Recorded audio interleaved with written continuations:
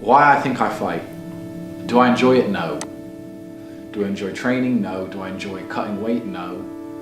Am I nervous? Yes. Do I think to myself, what am I doing? Yes. Completely. Unfortunately, it's one of those things you're either born with or you're not. And the only way I can explain it, to try and make it make any sense, is that if I'm not doing something which is either extremely difficult or extremely stressful, I'm in a perpetual state of crippling boredom. I can't explain it. I see other people live their lives and they're like, oh, I can't wait for the weekend because I want to watch this movie. I think, who cares about a movie? You're looking forward to the weekend for a movie? Looking forward to the weekend to get drunk? Like, these things to me are so mundane. They mean nothing. And if I don't fight, if I'm not in a situation where I'm stressed or worried or concerned, I'm just perpetually bored. And boredom's crippling. If you're an intelligent person and you've got a good brain on your shoulders, you can't just sit there bored, you know? So most smart people take the academic route to avoid boredom. They learn, but that's never really interested me either. Although I've always been an intelligent guy and I've always done well academically, it never really interested me. And then I see people climb Mount Everest or jump off buildings or do base jumping, or the guy who jumped from space. People think, what's he doing? He's crazy. I understand. Because some people can't live normal lives. Some people cannot just function 9 to 5 office job, get drunk at the weekends. That is not for some individuals, and it's not for me. So I have to find something which keeps me physically tired enough to stop me going AWOL, and mentally tired enough. And I've chosen fighting, because without this, when I'm not in training, I wake up every day and think, okay, what am I gonna do today? It's 9 a.m. on a Tuesday, I'm bored, everyone's at work, I'm bored, and I'll end up doing something crazy. I'll either end up drunk, or on the Eurostar, or, you know, it's just a random lifestyle, because I'm constantly looking for never-ending entertainment, and it doesn't exist. I think the only thing that could stop me fighting is if I had enough money to constantly entertain myself. Unless I'm a billionaire, I need something that keeps me focused and keeps me occupied in life. With fighting, I have to train twice a day, and I have to train hard, and the stress it brings in every aspect can replace fun, and my mind is occupied. It occupies me. It's the only way I can try and explain it. It occupies me, and I could never stop doing this even if I lost 100 fights, because I'm not built to live a normal existence. I can't do it. I couldn't just have a kid with some girl and sit at home and work a little bit and relax. I've never relaxed in my entire life. I don't know what relaxing is. It's just not me.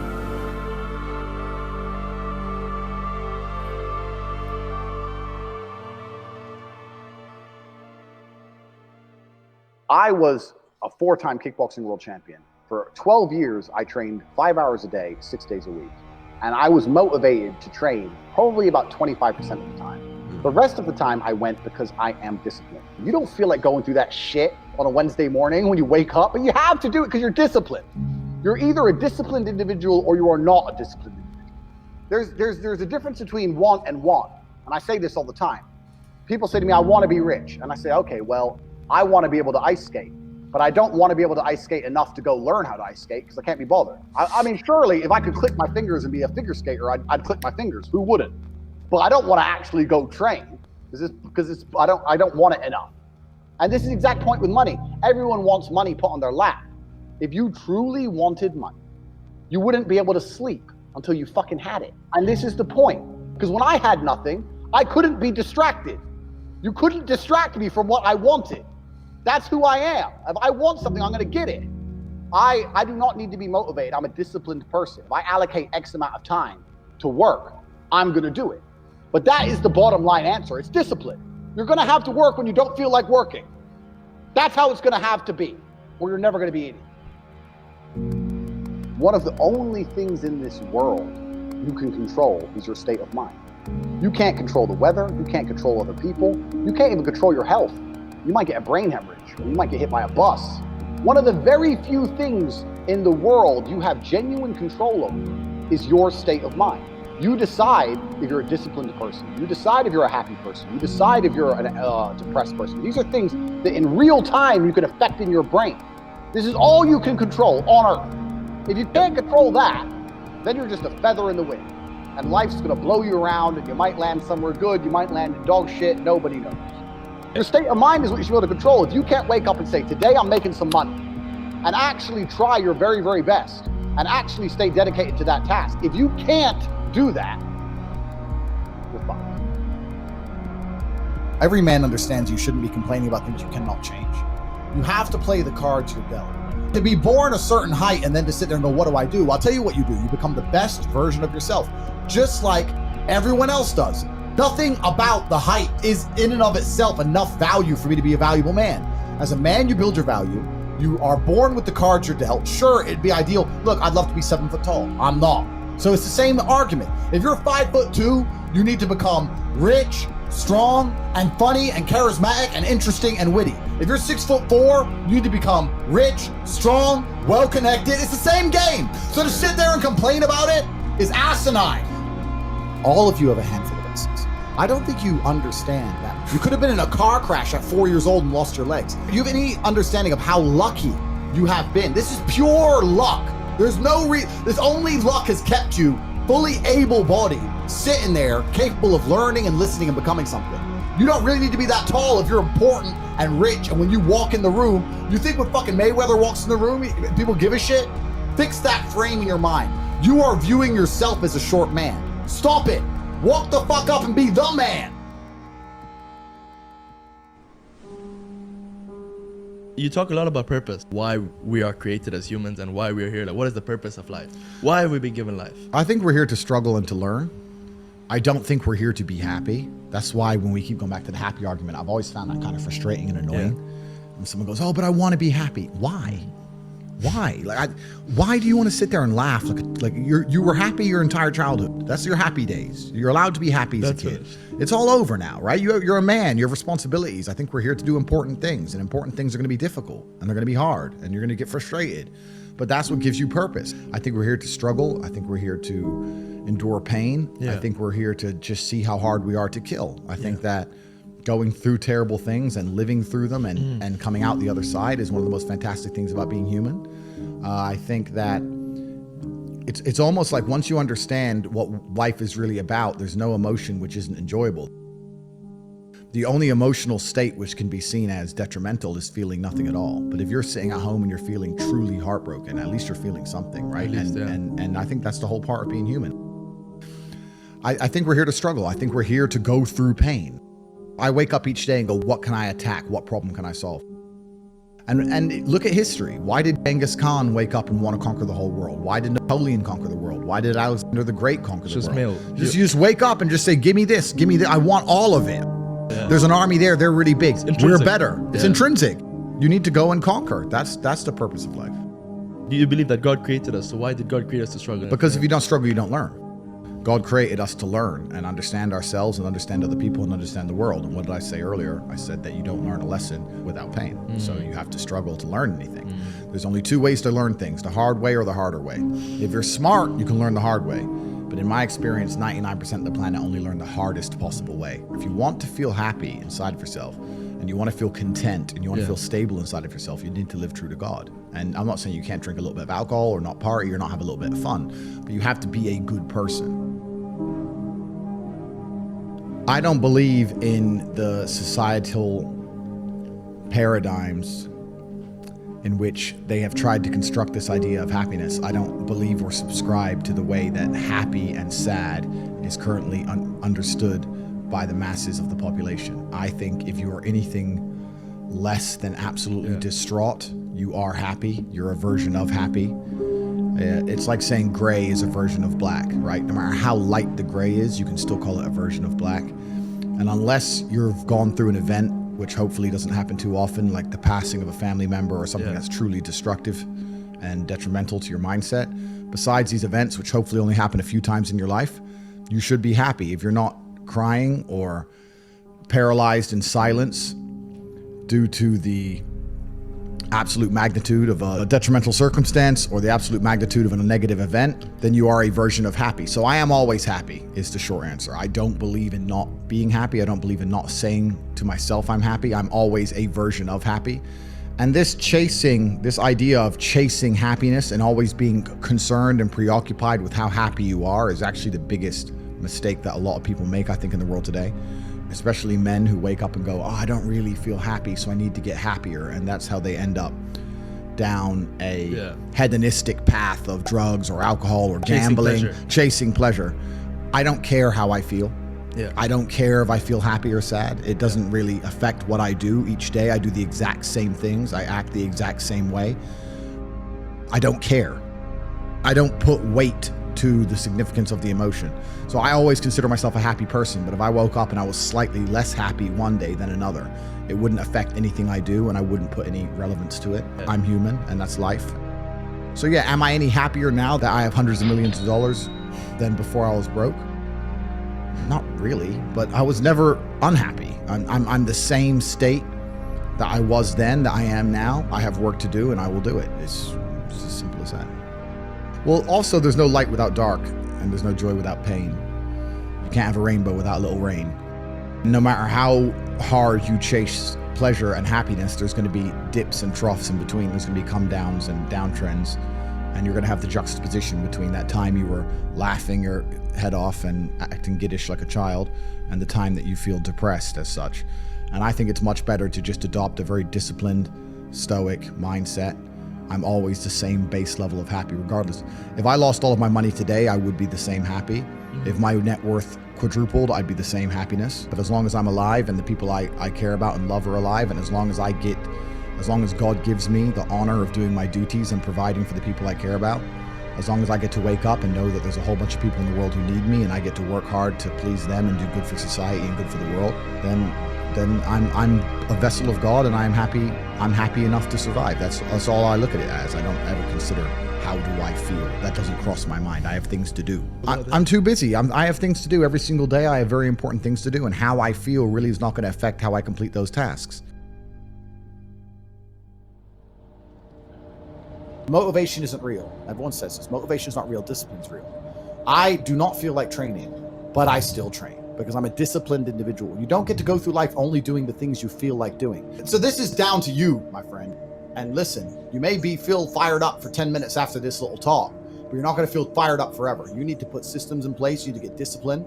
You need to get an atmosphere of people around you who are going to keep you accountable and not make it easy for you to continue to be a fucking nobody. And then you're going to fix your life. Otherwise, you're going to stay a nobody. You're tired. You don't want to work. You want to go to sleep and just relax. You do it anyway. That is the most basic imperative of the masculine frame, which has been destroyed in real time. They are trying to convince you that you should act how you feel. You should show more of your feelings. If you feel this way, you should show it. If you want to cry, cry. What I'm saying is the reason they're trying to bring out emotionality in you is because of exactly what Myron said. Most of the time, you don't feel like doing the things you're supposed to do. But the true masculine frame throughout history was doing the things they didn't want to do, but they knew they had to do because they had honor and duty. That's what honor and duty means. Do you think the men on the Titanic wanted to stay on the fucking Titanic? No, we're men. We have to stay. We're scared, but we must. It's our duty to let the women and children on the lifeboats. This is masculine duty. A good man controls himself. I have absolute self-control. Emotional control is absolutely and utterly important as a man. I'm saying that you need to understand as a man, there are certain principles under which you act, regardless of how you feel. I can wake up in a terrible mood. I can wake up sad. I can ache. I can have a busy day, stressed, etc. I will complete the same tasks as if I woke up in a fantastic mood. I'll do the same things because how I feel has no bearing on the things I'm going to do in my day because I have duty to myself and to my bloodline. Because you think there's something wrong with you. You go, well, I lack motivation. I don't have the motivation to go to the gym. Well, here's the news flash. Neither did I. And I still did it. So now what are you going to say? Now you have no excuse, right? Oh, you're scared to get in the ring. So was I. I still did it. Scared to get in the cage. So was I still did it. Being a man isn't about not feeling things. It's about acting the way you're supposed to act regardless of how you feel. We act. We're men of action. We get things done. So the world got built. All of it. All the men who built the skyscrapers felt scared. They did it anyway. You need to become a man of action. Stop worrying about how you feel and start worrying about what you're supposed to be doing. How about that? I've always been disciplined myself because I've always lived a disciplined life. I lived in a disciplined household. Like there was no such thing as I don't want to. So even now, if I wake up and I don't want to do something, I don't need someone to tell me to do it because I'll do it anyway. I mean, who wants to run a marathon? Nobody. Who wants to do that? You just do it, don't you? Because, you know, it's the thing you're going to have to do, and you have to blood, sweat, tears. There is a version of the world where you can feel things and really not give a f how you feel. Like, if I feel sad, it does not change how I act, and it does not change the things I do. If I don't feel like going to the gym, I go to the gym. If I don't feel like working, I will still work. If I wake up in a happy mood and I have a business to run, if I wake up in a sad mood, I have the same shit to do. I'm going to get it done. So where's the importance of it? It's in my mind, that's how I view it. Like, how does that affect what I'm going to do? Well, nothing. It doesn't. Motivation in and of itself is a scam. I don't believe in motivation. I believe in discipline. I am not motivated to do the things I'm supposed to do. I don't wake up full of like joy. I have to go to the gym, or that I have to work, or not deal with crap. I don't feel motivated to do them. I'm disciplined. I do them regardless of how I feel. Whether I'm in the mood to do it or I'm not in the mood to do it, it gets done. That's discipline. Discipline's a real thing. Motivation is fleeting. You're never going to be permanently motivated. If you're the kind of person who can only try hard at something he enjoys, then you're going to fail. If you truly want to win, you can't only want to win when you're happy, and you can't only want to win when you're motivated. You're competing against men like me who will perform even when it's raining, not only when the sun is shining. And if you're going to be the kind of person who can only do it in one of those scenarios, you are going to lose. You must be prepared to perform all of the time. I have a lot of people who message me and say, oh, I struggle with motivation. And my answer is simple. Then stay a loser. If you can't find the motivation to not be a loser, then I strongly recommend you just stay a loser, stay in your lane, and stay out of my way. I have no time for people who cannot find the motivation to fix themselves and fix their own lives. I've been the kind of person who will perform 7 days a week. Doesn't matter how I feel, doesn't matter what's happened, doesn't matter if I'm happy or sad, things must be done. And this is the mindset you need to adopt if you want to be a winner. I think a man should have absolutely no interest in whether he's actually happy or not. If I wake up and I'm unhappy, I will do the exact same things as if I am happy. I will go to the gym the same. I will work the same. How I feel has no impact on how I live my life. I don't think happiness as an index is a healthy view for a man to have on life success. If you're waking up and going, oh, am I happy, am I not? You're looking at life wrong. I think as a man, if you put happiness if you move it down the scale, right? And you start looking at, am I successful? Am I competent? You know, am I achieving things? Am I respected? If you start to look at these indicators of your life, you're going to end up being happier without actually analyzing if you're happy or not. You have to just work. At some point you have to bite the bullet and just work. Working harder is never going to not help. No matter what scenario you're in, working harder is never going to not help you. And it's amazing that I give different versions of the same answer for 99% of the questions I'm asked. Work harder. If you have a problem, whether you're broke, whether you're out of shape, whether your friend dies, whether your girl leaves you, whether you're depressed, whatever it is, working harder is almost always the answer. So you know what you need to do. You need to do it. And what's amazing, again, is kind of like the antidote. If you take the antidote before the poison, then you never get sick in the first place. If you're always working as hard as possible, if you're always working your ass off and trying to be the best version of yourself every single day, then you never get sick in the first place. You're already working, you're already taking the antidote. So things can't attach to you, they can't get hold of you. Working hard is the antidote to everything. So why don't you just do it in advance? Why don't your life just become work like mine? Why don't you just dedicate yourself to a cause and get up and do what you're supposed to do every single day? I can't stand quitters. So if you're the kind of person who's gonna quit because it's hard, I don't even want your energy around me, right? You need the people who don't quit. I don't quit. Every single facet of my life is testament to the fact that I don't quit. I didn't quit. So that's the difference. When it was hard, I did it anyway. That's who I've always been. And if you don't have that kind of tenacity, you're never going to be anything. So I'm indefatigable. I do not give up. I do not get tired. I do not quit. That's what they want. That's what the enemy wants from me. They want to try and win a war of attrition. They want to wear me down and hope I quit and give up. I am not that guy. I'm not that guy. I'm the guy who keeps going. And if you're truly indefatigable in life, and perspicacious, that's my favorite saying, the one I say all the time, unmatched perspicacity coupled with sheer indefatigability makes me a feared opponent in any realm of human endeavor, is absolutely and utterly true. If you pay attention to the things that are happening around you and you do not quit, you will be a dangerous opponent in any realm of human endeavor. It doesn't matter what you try and do. I'm a man who lives true to God and says what he means and means what he says, and I know the things I say are good for society and good for the world. I didn't put a fucking magic spell on anybody. The reason people listen to me is because they like what I say and they know that I'm telling the truth. That's the reason I am here, and I'm going to continue to do that, and there's nothing anybody can do about it.